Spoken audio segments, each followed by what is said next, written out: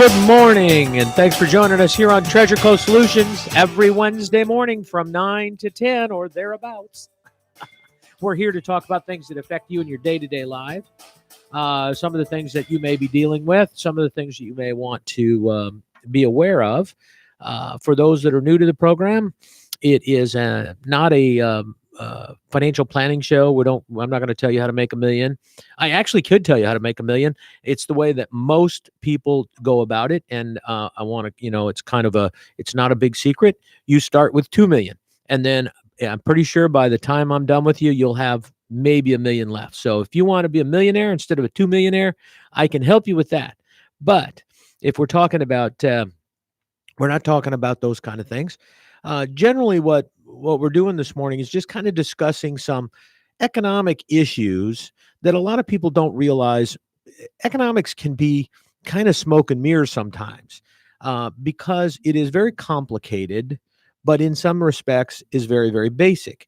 And what I mean by that is that there are a lot of nuances in an economic transaction, a lot of things that are very complicated and can affect the in between, the interim activity. It can cause some disruption in markets. It can cause some unusual or higher or lower profits than expected. And those are economic profits, things like that. And so those nuances can be confusing, and then they also can somewhat cover up what ultimately is happening. And so I've kind of found that in a lot of this stuff, if you can take a 10,000-foot view of an economic transaction over a period of time, you can get a better idea of what's really going to happen and what is the ultimate outcome. And a lot of times when you look at it at that level, it's basically, or it is pretty simple or pretty basic. But that's hard to do because we get wrapped up in the nuances, because in those nuances, there can be some disruption that creates opportunities or disadvantages for individual groups or parties, which can result in an outcome in the short run that people aren't necessarily expecting or aren't anticipating.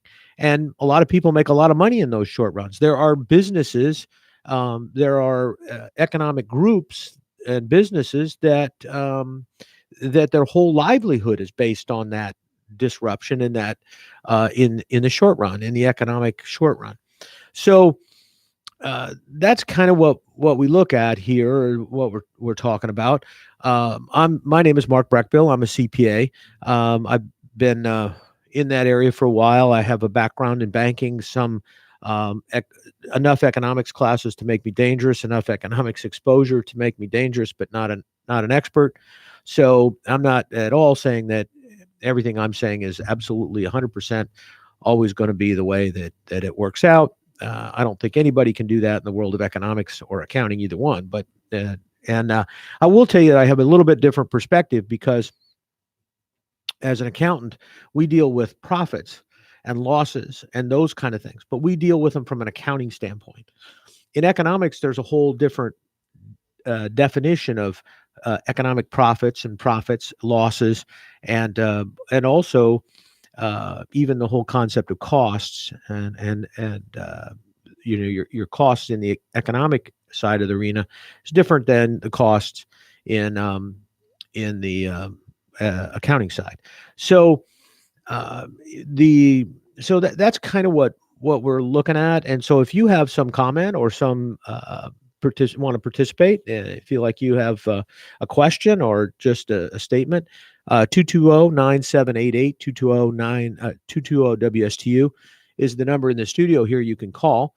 And you don't have to give us your last name or anything like that. Just give us, a name. Doesn't even have to be yours. We don't care. We're not checking it out.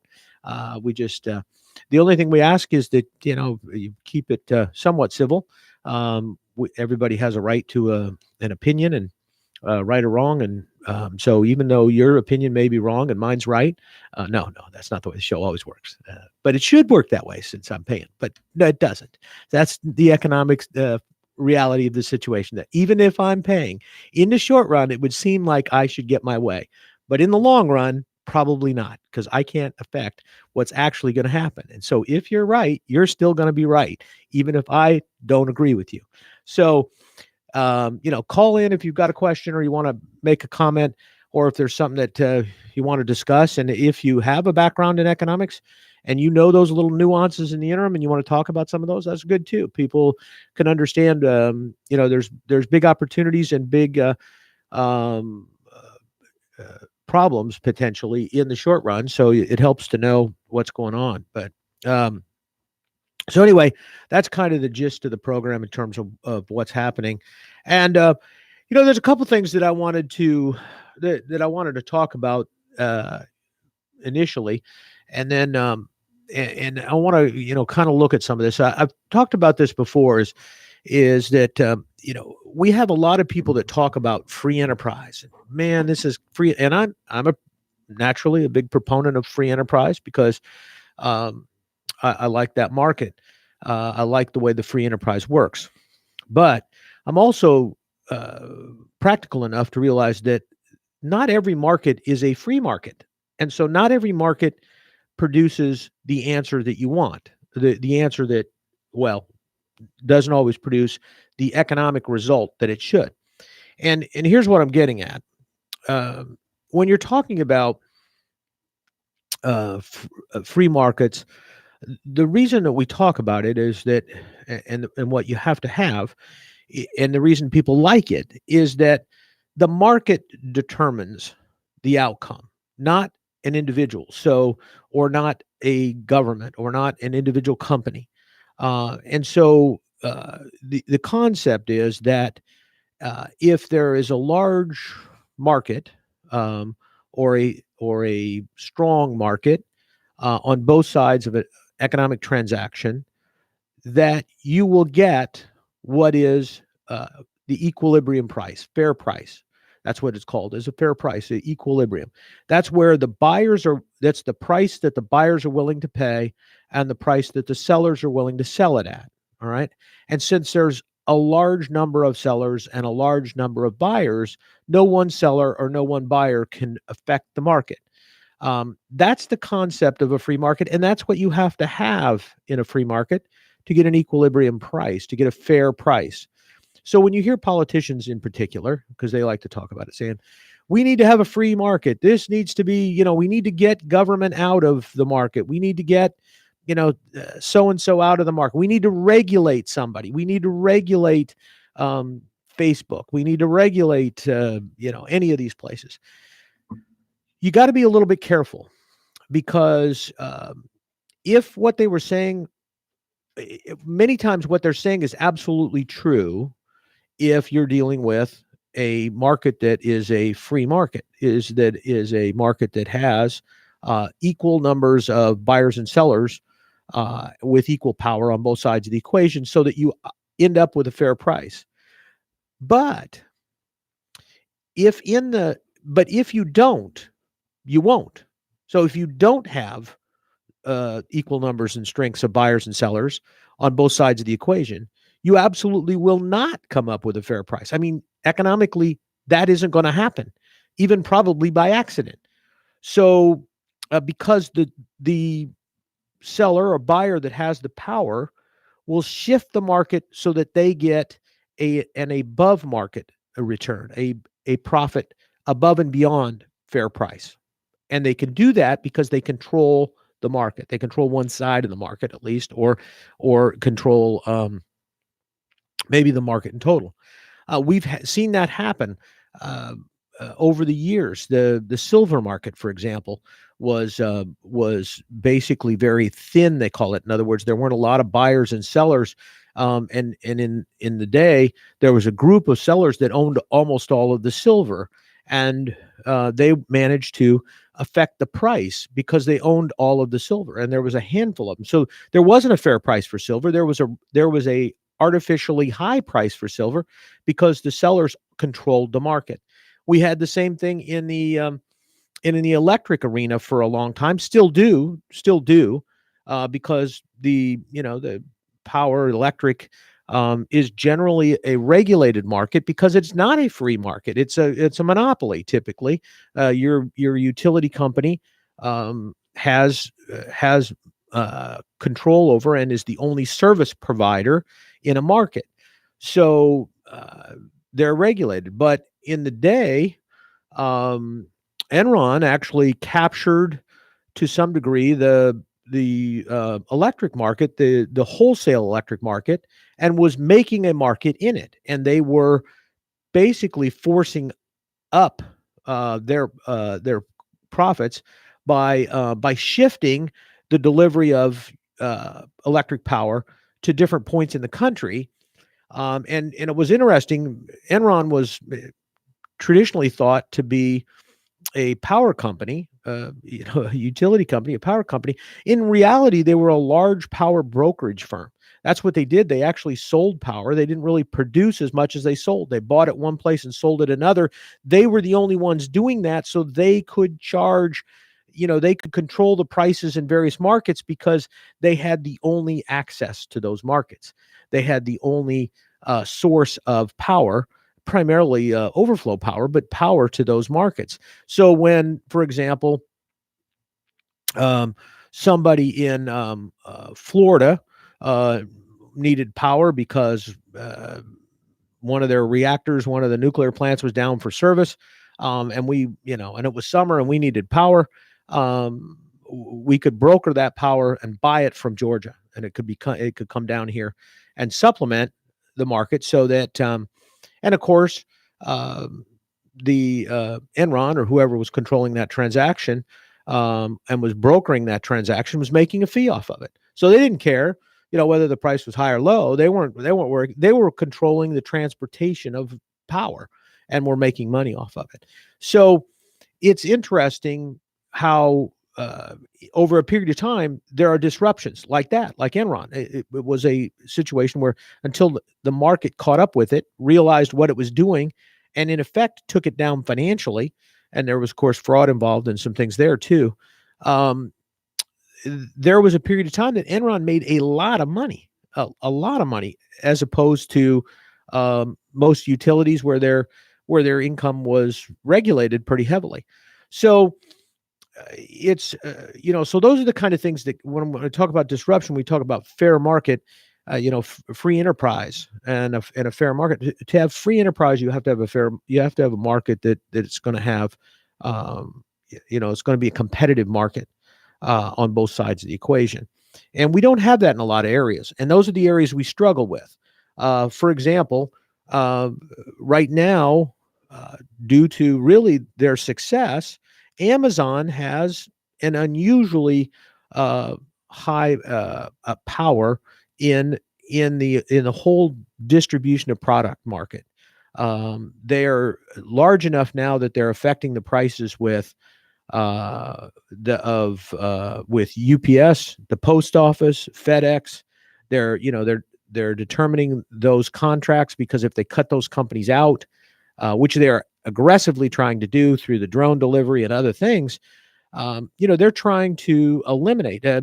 They're active competitors in the grocery and food store market. I mean, they own Whole Goods, I guess. So, they've now got in certain markets where they will deliver you milk and eggs within 2 hours at your house. So that's very disruptive because they're the only one that can do that. So they now have a lot of power. So at that point, what they're doing is normally if we had a bunch of Amazons, for example, then the people that work for UPS and FedEx and the post office and any of the other delivery mechanisms that we might have, they would have more authority, more control of the transaction. So basically, if they weren't going to make a fair profit, they would push back on those Amazonites, and they would say, no, we need a higher price than that. We can't deliver the product for that price. And of course, their employees would be saying, we can't work for this price unless we can get more money. And so the company would be working to get more money to balance out its labor costs and its supply costs and all those kind of things, and the aircraft costs and all that. But what's happening now is that Amazon is large enough and big enough that they're able to, bypass the market. They're able to bypass those companies or force those companies to deliver, cut back, whatever, and it's having an impact on them, and it will have an impact on them, because that market is the home delivery market has in the past been pretty broad. I mean, think of all of the companies that you used to be able to buy from, and that if you wanted it delivered, it was delivered to your, it was delivered to your home. There was a lot of those type of things, a lot of the package companies and a lot of the, home mail companies and all these things for years. But none of them were large enough and dominating enough because the person could always go to the local store or whatever and get the product. But now you can't go to the local store and get the product. So Walmart, for example, doesn't necessarily have a certain product. In fact, if you go in there, there's a number of products that says available only online.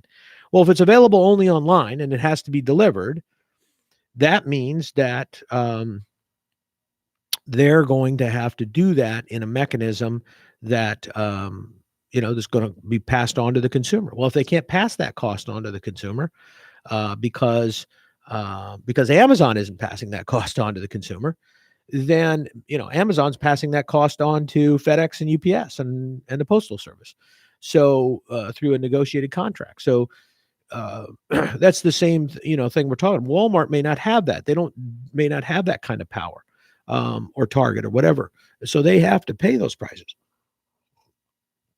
Anyway, so that's kind of the thing that I wanted to kind of focus on today is a little bit is this disruption concept, because it in the short run, in any market, it can go through phases where it is not free enterprise. It has to be a regulated market. And as a conservative or as a libertarian or whatever, you happen to be on that side, typically you have a problem with government control. Most of us do, but government serves a purpose. It serves a purpose militarily, protecting us from invasion. It also provides us a mechanism to regulate interstate trade and to regulate and control some of the markets that occur for products that we have to have. Some of that is protecting us from international trade that's unfair, like the situation with China, to protect us from, we have tariffs that in the short run are designed to shift some of the costs, some of the profit that China is making to other places. Now, again, it's like anything else. We have a market. When a market is disrupted by tariffs, it's going to produce an answer that's not going to be based on free market necessarily. It's going to disrupt the market for the interim period of time. But over a long period of time, the market will adapt, unless it's solely controlled and controlled by one party, and that party is a lot stronger than the other party. So as soon as the United States jumps into the international trade market against China, now you have power on both sides. Previously, when you had China dictating price and a lot of our U.S. companies, ag, whatever, on the other side of the transaction, then China could then control what happened because they had more power than the farmers and the ag companies. And by the way, these farmers are not small. We're not talking mom and pop. That's a big fallacy in the Midwest. When you talk, I'm from the Midwest. There are very few family farms that are left, and most of them that are left, because of passing property down generationally and then splitting those properties, those businesses have gone out of business long ago because they couldn't compete with the large agribusiness that has taken that over. So again, the whole concept of family farms, mom and pop, that's largely not who's on the other side of the equation. But even even Archer Daniel Midland is not as big as China.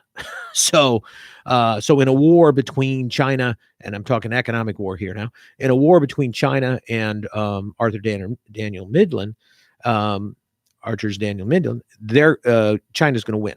So unless the U.S. steps in on our side of the equation and protects those businesses. And that's a lot of what is happening right now internationally is not going to be what happens ultimately. What's happening internationally now is a lot of disruption. Disruption with the idea that change will occur over time to make that market more competitive. The idea, if you look at tariffs from an economic standpoint, most people don't like tariffs. Most conservatives, most libertarians don't like tariffs because tariffs artificially interfere with the market and they produce artificial results. And as I said, if you have one party that steps in and produces, because they can, an outcome in the short run, it's not going to produce a fair price. It's going to produce a regulated price. And that fair price may be a price that's too high or a price that's too low. Sometimes we think about the fact that we've got a price that's as a consumer that we're paying less than we should. We look at that and we say, well, that's a good thing. If we pay less than we should, let's say it's free. Let's say it's less than it should be. We're paying less than we should pay. Isn't that a good thing?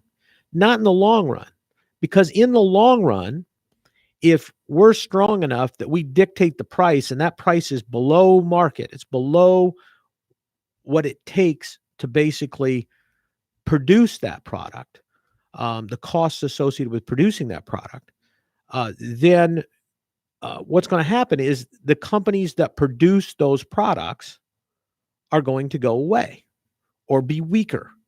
And if we weaken the other side of the equation even further, eventually what happens is that market goes away and it will be filled by someone who is strong as the person that's on the other side.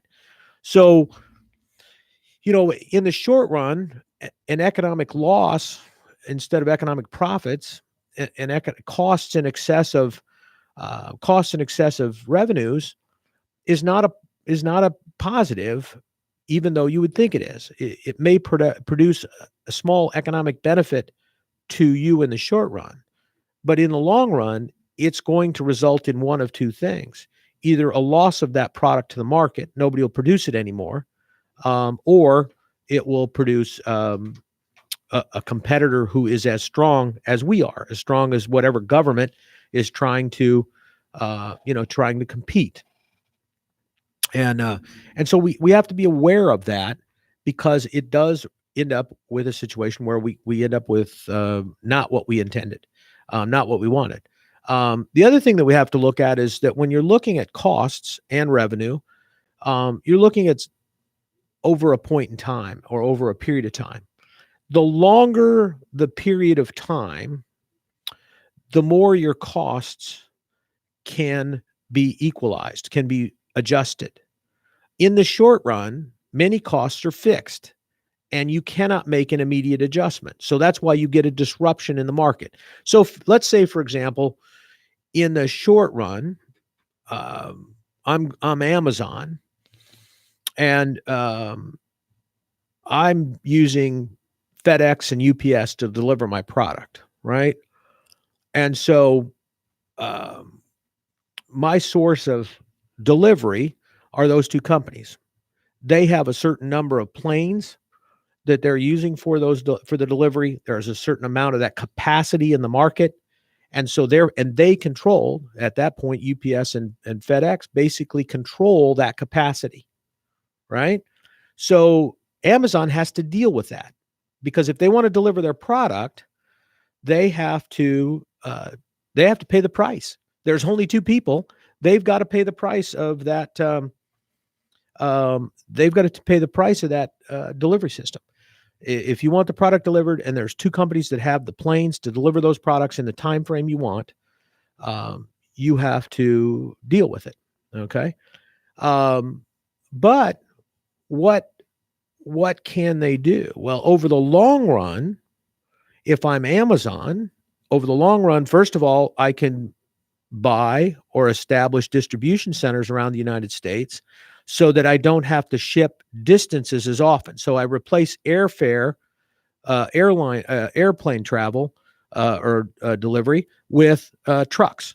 Now, still, FedEx and UPS control a lot of those trucks, but I can have my own vehicles. Gee, I think I've seen some Amazon vehicles around here lately. Why is that? Well, because that in the long run is the strategy. They're cutting out UPS and FedEx. How are they doing that? They're buying their own planes. They're putting their own network of planes together. They're putting their own network of package trucks together.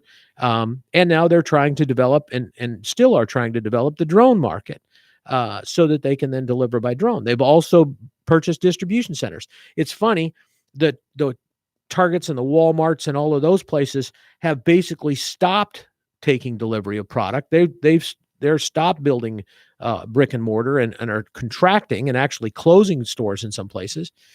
And Amazon's doing just the opposite. They're out there. Why? Because they understand that transportation is a significant factor, and the timing of that transaction is a significant factor. And if they're going to be a competitor in that market, they can't say, well, it depends on how long it's going to take FedEx or UPS or the post office to deliver. And furthermore, it's going to be it's going to take you a week. And that doesn't work. So they know they have to have some product that can be delivered in some manner within a day, because that's what their competition now is. Their competition is not the old Sears mail order catalog. That's not their competition. It's not the online businesses that are their competition from a delivery standpoint. Their competition now is Publix and Target and Walmart locally, and in any of those places locally. And what's the problem there? If I need something, I can go out and get it today if I go to Home Depot or I go to one of the big box, because they have it in stock potentially. Now, if they don't carry it in stock, now it's a different story. I can't get it anywhere anyway for it today. So now I've got to order online. And so where am I going to go? I'm going to go whoever gets it to me the fastest, because presumably I needed it right away.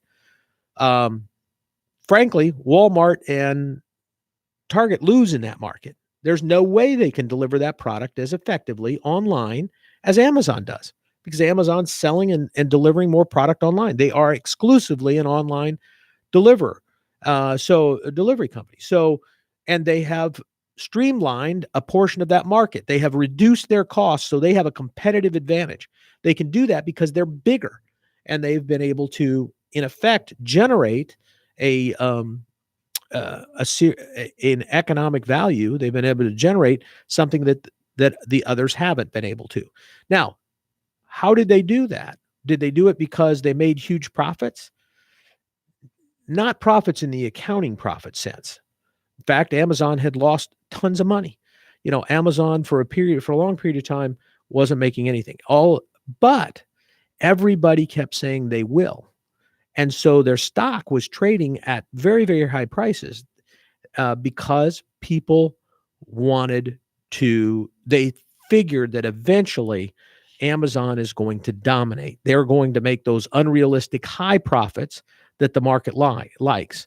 And when that happens, those profits fall down to the investors who have invested in that company. And so therefore, many people, and that is an economic profit. The movement of capital from one market to another market. The fact that somebody might sell Walmart and Target stock and buy Amazon stock is actually in effect, an economic profit for Amazon, because they are capturing capital, which is necessary to move the market.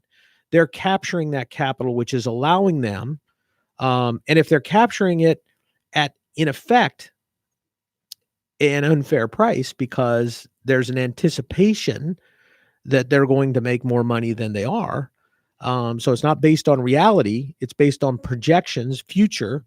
What the market is doing is anticipating future economic profits. And that's why a lot of companies sell for as high as they sell. It's not based on their current financial statements. It's not based on their historic financial statements. It's based on the thought of what's going to happen in the future. Some of those companies have actually laid out specific plans, and they are, in a certain stage of development. They have, they've already started some of that so that the person that's buying their stock can see this isn't all pie in the sky. But they haven't accomplished it yet. In fact, it's probably the other way around. They probably spent a lot of money without a substantial amount of profit or a substantial amount of revenue generated from that. They've done it by capturing a portion of the capital market, because in some cases, the capital market is not a free market. You say, oh, you can buy and sell anytime. Yes, you can, and there's pretty much free flow between. But still, in the large Wall Street companies like Apple, like some of the internet companies, Verizon and AT&T, and some of those, they don't have a lot of competition. So if you're looking to, buy something, they basically represent to some degree monopolies in their market. To the extent that they have a monopoly in their market, they're going to at some point produce, an economic profit that's above a fair price. They're going to make more money than they should. In layman's terms, that's what's going to happen. They're going to make more money than they should if we had a free market. And they are slowly, breaking that up so that they do produce that. If I'm the CEO of Apple, my goal is going to be to create a monopoly, to create a situation where I don't have any competition. And I can do that in a number of ways. I can do it by controlling the resources in the market. I can do it by producing a better product is the first way I could do it. And that's the way many of them start off. Apple produced a good product. It didn't necessarily produce a better product, but it produced a product that consumers believe is an easier product to use, which it is.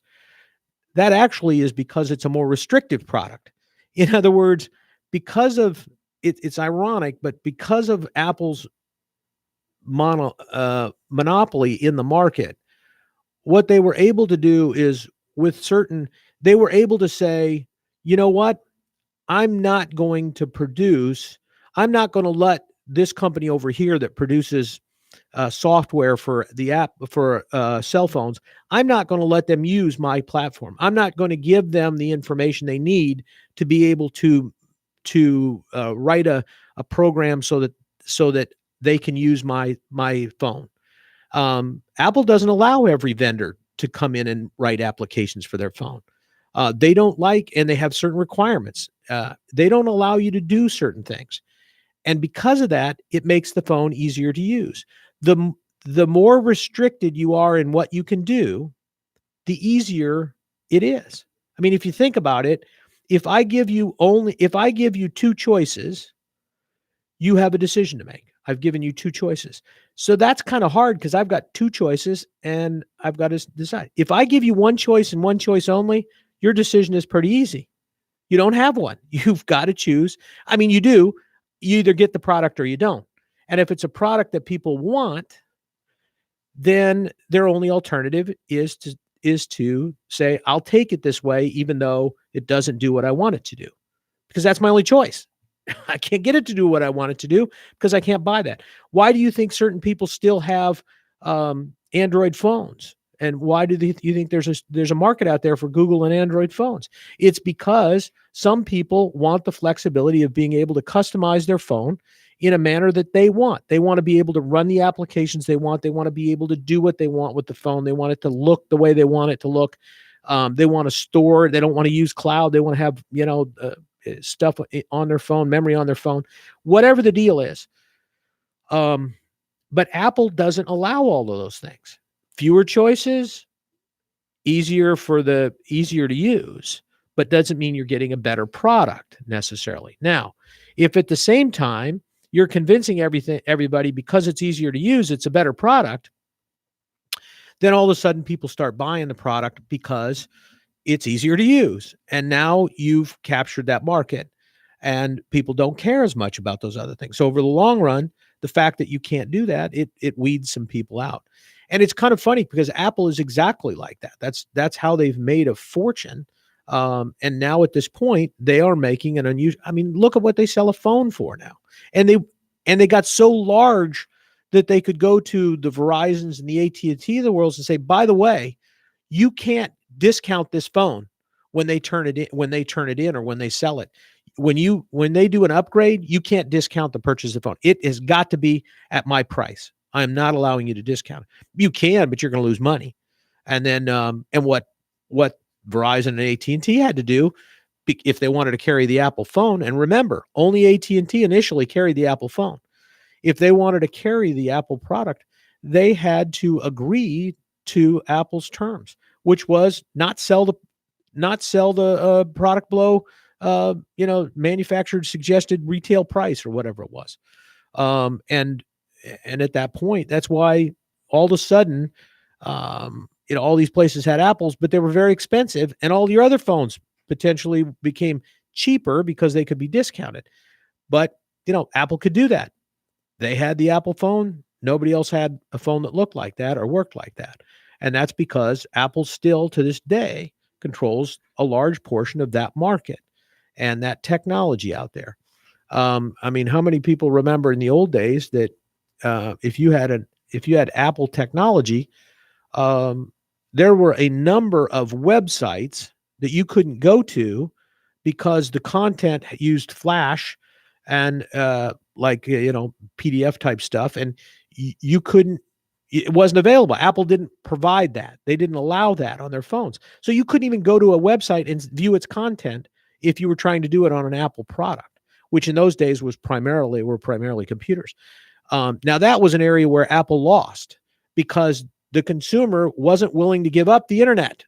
They weren't willing to give up all of these thousands of websites that they wanted to go to and look at things like Amazon or whatever. And so they weren't willing to give that up. And that's a situation where Apple had to adjust their product. They had to make concessions, even though they didn't want to, because it complicated other things that they were trying to do. But most of what Apple's based on is not giving the consumer choices. It made its success by being so powerful and so big that it can limit what you can do. Now, if the government goes in and regulates that market, in the long run, is that a good thing? Well, certainly there is some argument that as a monopoly, there may be certain services that you can't get because they won't provide it. But frankly, they're a consumer product, and it's not like they're the backbone of the military system. They're probably not. So the question is, at that point, what business does the government have regulating that market? The market, if but it is not. You shouldn't look at that and say, Apple's can do whatever they want.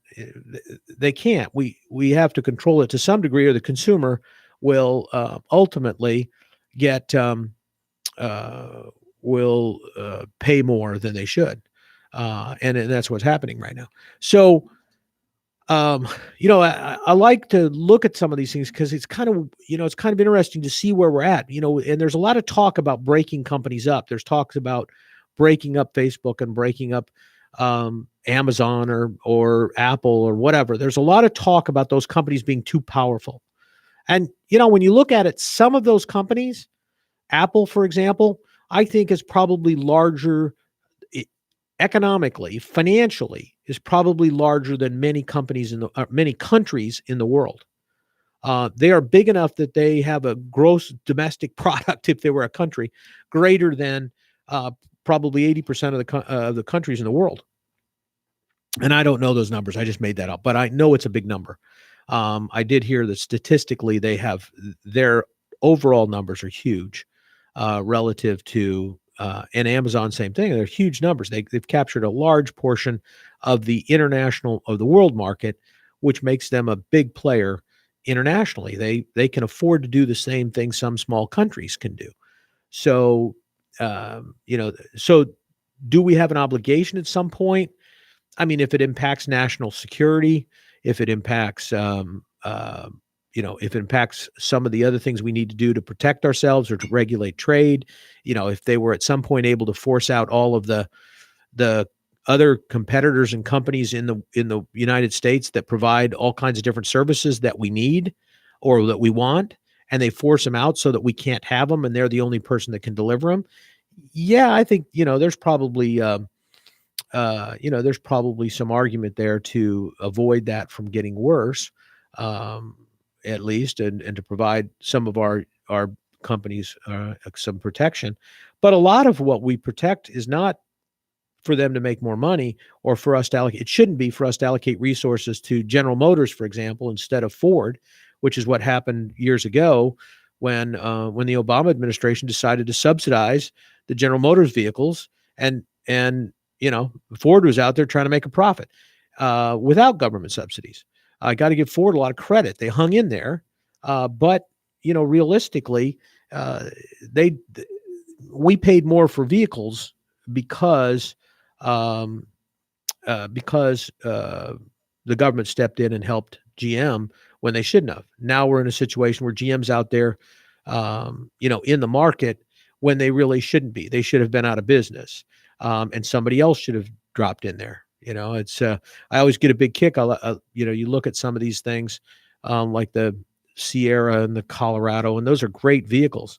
They shouldn't exist. The fact of the matter is that Chevy and General Motors should have been out of business, and the only truck you should have been able to buy is a Toyota or a Ford, or a Nissan or something. But we have General Motors today because of an artificial act by the government. Now, was that good? It is good, I think, to some degree, when you recognize that it wasn't good necessarily because we needed electric vehicles. That really wasn't why it was good, although that was part of it, protecting the environment. But that would come.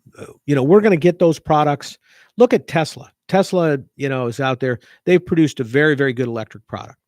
The market will produce that when it becomes time. Tesla hasn't got there completely yet because they haven't produced a product that's stable, and people aren't completely buying it yet, particularly in the driverless vehicles. But all in all, what you're talking about is, we do have, when you look at some of these big manufacturing plants like Ford, like General Motors, we have to have that infrastructure in the United States. We have to have those plants here. We can't be dependent upon Toyota or Nissan to be our sole source of product. We just can't. And why is that? Because Japan doesn't have a military. We are their military, but they don't have a military. But if they're producing, they have the plants that could be converted to military production in case of war.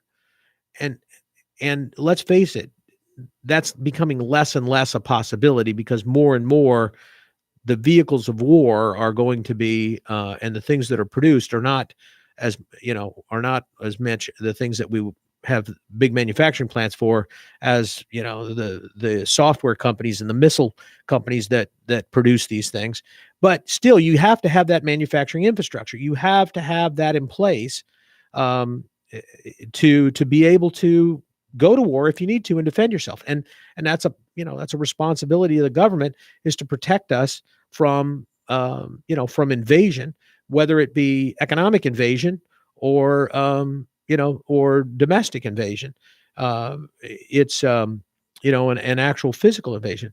If you don't have, I don't know how many people saw the movie Ford versus Ferrari, but in that movie, the Ford people made a point that during World War II, their plants produced most of the product that was necessary to for the U.S. to go to war.